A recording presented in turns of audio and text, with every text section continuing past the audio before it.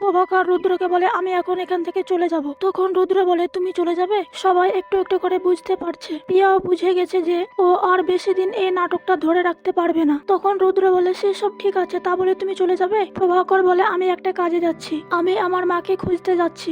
এতদিন ধিকে ফিরে পাওয়ার পর মা তীর্থে চলে যাবে এমনটা তো হয় না, তা আবার এতদিনের জন্য, তাই আমার সন্দেহ হচ্ছে ভাস্কর মাকে মেরে তো ফেলবে না। সে এতটাও পাগল নয়, কারণ সব সম্পত্তি মায়ের নামে আছে। তখন রুদ্র বলে তুমি আমার জীবনে দেবদূত হয়ে এসেছো, তুমি যদি আমার জীবনে আজ না আসতে তাহলে হয়তো আমি সত্যিটা কোনোদিন জানতে পারতাম না। এরপর প্রভাকর রুদ্রকে বলে আর হ্যাঁ, আমি কিন্তু ভাস্করকে বাজারে দেখেছিলাম, পিয়া আর ভাস্কর দুজনে মিলে কিন্তু এখন ধিয়ের ক্ষতি করতে চাইবে। তখন রুদ্র প্রভাকরকে কথা দেয় যে আমি আমার ধিকে আগলে রাখবো, আমি ওর কোনো ক্ষতি হতে দেব না। এরপর প্রভাকর রুদ্রকে একটা উপহার দিয়ে সেখান থেকে চলে যায়। অন্যদিকে দেখা যায় পিয়া স্পাই রেকর্ডার নিয়ে রুদ্রের ঘরে আসে এবং সেটা কোথায় রাখবে সেটা ভাবছিল। তখনই পিয়া বাইরে থেকে কারো একটা পায়ের শব্দ পায়। তখন পিয়া বলে যদি আমাকে কেউ দেখে নেয় তাহলে ভাববে আমি এখানে কিছু একটা করতে এসেছি। পিয়া ভয় পেয়ে লুকিয়ে পড়ে। এরপর দেখা যায় ঘরে এসে কিছু কাগজপত্র গোছাচ্ছিল, তখনই সেখানে রুদ্র চলে আসে। রুদ্র ঘরে চলে আসায় পিয়া ভয় পেয়ে যায় আর মনে মনে বলে রুদ্র চলে এসেছে, এখন আমি কি করে ঘর থেকে বের হব।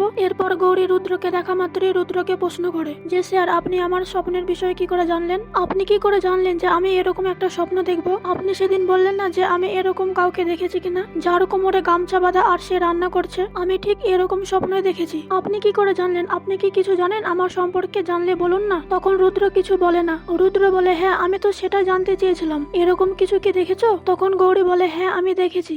আমি যখন অজ্ঞান হয়ে পড়ি তখন আমি সবটাই দেখেছি, আমি সেই রান্নাগুলোই দেখেছি যেগুলো আপনি রাঁধতে বললেন। আচ্ছা, আপনি আমাকে এই পরীক্ষাটা কেন দিতে বললেন? আপনি তো আপনার ধিকে খুঁজে বেড়াচ্ছেন, তাহলে আমাকে কেন এইসবের মধ্যে জড়াচ্ছেন? আচ্ছা, আমার কি কোনোভাবে ঘোষবাড়ির সঙ্গে যোগাযোগ আছে? এইসব শুনে পিয়া খুব ভয় পেয়ে যায় আর মনে মনে বলে যে সর্বনাশ, ধীরে ধীরে তো গৌরী সবকিছু মনে পড়ে যাচ্ছে। ও জানতে পারবে না তো যে ওই হচ্ছে আসল ধি? তাহলে তো সবার সামনে আমার মুখোশটা খুলে যাবে। না না, আমাকে যে করে হোক তাড়াতাড়ি এই গৌরীটাকে শেষ করতে হবে। আর রুদ্র কি জানে যে ওই আসল ধি? এখন রুদ্র যদি গৌরীকে সবটা বলে দেয়, আমাকে যে করে হোক ভাস্করকে সবটা বলতে হবে। আর এই ভাস্করের মৃত্যুর নাটকটা করে তো দেখছি আমি ফেসে গেছি। এদিকে গৌরী রুদ্রকে সমানে প্রশ্ন করে যাচ্ছে। তখন রুদ্র মনে মনে বলে আমি তোমার জীবনের সব থেকে বড় সত্যিটা জানি, তুমি হচ্ছে আমার আসল ধি। গৌরী বলে কি হলো, আপনি বলুন না, আপনি চুপ করে আছেন কেন?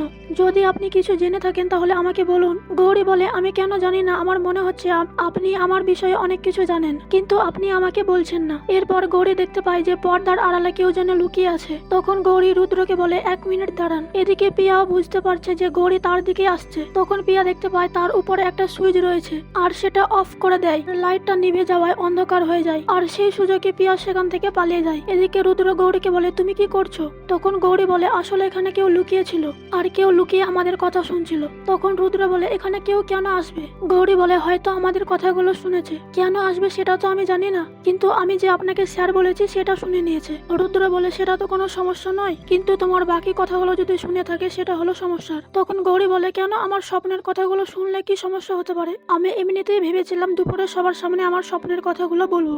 রুদ্র মনে মনে বলে তার জন্যই তো আমি তোমাকে বাধা দিয়েছি, আমি চাই না তুমি এই কথাগুলো সবার সামনে বলো। আর যদি পিয়া এটা শুনে থাকে তাহলে তো বিপদ আসতে আর দেরি হবে না। সবার সবটা জানার আগে আমি চাই তুমি সবটা জানো। এদিকে দেখা যায় ঠাম্মি রুদ্রকে ডাকাডাকি করে। ঠাম্মি পিয়াকে একটা শরবত বানিয়ে দিয়েছে। ঠাম্মি পিয়াকে বলে এটা খেয়ে নে, এটা খেয়ে নিলে তোর সব স্মৃতি মনে পড়ে যাবে। তোর তো দেখছি কিছুই মনে পড়ছে না। তখন পিয়া মনে মনে বলে আমি আসল ধি হলে তো আমার সবকিছু মনে পড়বে। এদিকে রুদ্র মনে মনে বলে আজকে হচ্ছে তোর নাটকের শেষ দিন, তোর নাটক আর তোর মুখোশ সবটাই আমি খুলে দেব। তুই সবাইকে ঠকিয়েছিস আর তার সাজা আমি তোকে দেবই। রুদ্র পিয়াকে বলে কি রে ধি, আমি আর তুই তো ছোটবেলায় তো প্রায় একটা খেলাই খেলতাম, আর সেটা আমার পছন্দের খেলা, সেটা আমি আর ধি সবসময় খেলতাম, সেটা নিশ্চয়ই তোর মনে আছে। এটা শুনে পিয়া মনে মনে বলে আমি তো ভাস্কর কাকাকে সবটা জানালাম, নিশ্চয়ই কিছু না কিছু একটা করবে। যদি কিছু না করতে পারে তাহলে আমাদের সব খেলাটা আজ ফাঁস হয়ে যাবে। পিয়া মনে মনে বলে ওর পছন্দের খেলা কি হতে পারে? কুমোর ডাঙ্গা? না না, এসব পাতি খেলা কি রুদ্রের মতো বড় লোক ছেলে খেলবে? তাহলে লুডো? ধুর, এটা তো বোরিং খেলা। এরপর পিয়া চেঁচিয়ে বলে পেয়েছি, আমার মনে পড়ে গেছে সবটা। ঠাম্মি এটা শুনে খুব খুশি হয়। ঠাম্মি বলে এবার ধিয়ের সবটা মনে পড়ে গেছে। পিয়া এসে বলে তোর তো পছন্দের খেলা দাবা খেলা, তাই না? এটা শুনে রুদ্র হাসতে থাকে। পিয়া বলে কিরে রুদ্র, তুই হাসছিস কেন? রুদ্রর মা পিয়াকে বলে আরে ওটা ওর প্রিয় খেলা নয়, টানা একভাবে বসে দাবা খেলা ওর পছন্দ নয়, ওটা ঋতুরাজের প্রিয় খেলা। এরপর পিয়া বলে আরে ধ্যার, আমি তো ভুল করে তুলে নিয়েছি, আমি জানি তো ওর পছন্দের খেলা কি, তোর পছন্দের খেলা হচ্ছে লুডো। এটা শুনেও রুদ্র হাসতে থাকে। তখন রুদ্র ঠাম্মিকে বলে কি ঠাম্মি, তোমার শরবত তো কোনো কাজেই দিল না।